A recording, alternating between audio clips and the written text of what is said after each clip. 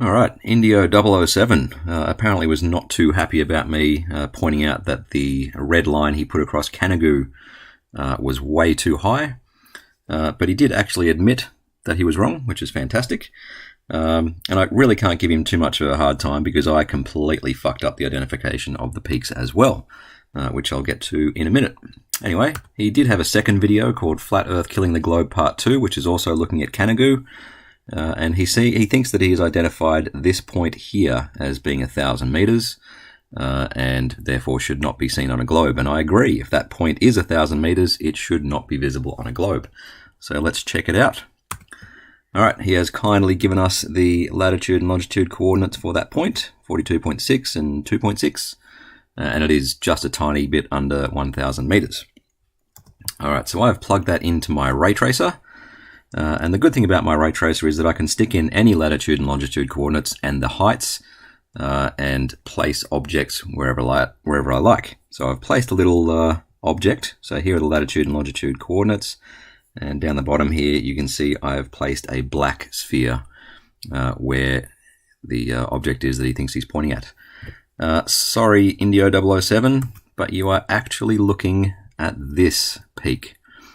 So you can check out the latitude and longitude coordinates there on Google Earth, and that elevation there is 1,860 meters. So peak 1, which is where he is actually looking, I've drawn a little blue ball. Peaks 2 and 3 are a little bit further back from Canigou, and I've given them red and green. All right, so the other big news is that I've actually figured out a way to add refraction to my ray tracer. And in this particular case, I've gone slightly more than 7/6R. So 1.17 is 7/6R. And I've gone with about 1.21 just to match the horizon. All right, so first of all, this is one of the peaks that I fucked up. I won't even try to pronounce the name. Got that one right, got that one right. These two peaks here, peak 2 and peak 3, actually don't have names. They are not the names that I put on them in the previous video. Anyway, let's fade it in and see where those little blue, green, red, and black balls show up. Oh dear. All right, so if you remember, the black ball is where Indio thinks he's looking at. The blue ball is where I think he's looking at, and it is 1,860 meters above sea level. And the green and the red balls are just there for reference. So you can look at the outline and just make sure that it all matches up. So I'll fade it in and out once or twice, just so you can see that it all matches up.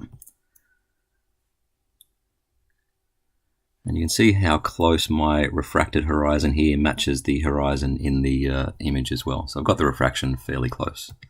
All right, one more time.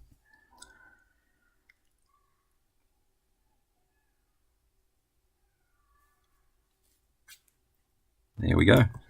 All right, so as you can see, this landmark that he's pointing at is not 1,000 meters. It is 1,860 meters.